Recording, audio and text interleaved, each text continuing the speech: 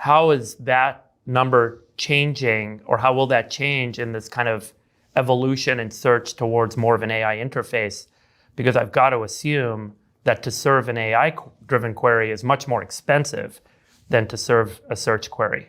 Look, this is something I think people are really worried about 2 years ago, but I've always felt to the extent that something is about the cost of serving it, Google with its infrastructure, I'd wager on that, right? And on our chances to do that better than pretty much anyone else.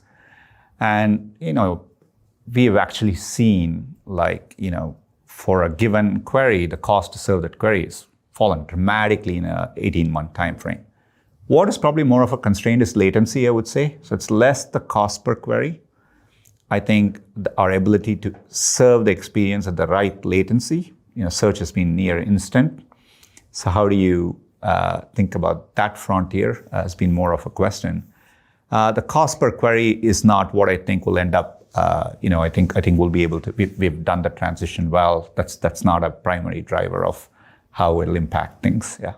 And do you have a point of view on ad revenue per AI query? We already with AI overviews, we are at the baseline of, it's the same as without AI overviews. And so we've reached that stage but from there we can improve. I've always felt the reason ads have worked well in search is because commercial information is also information.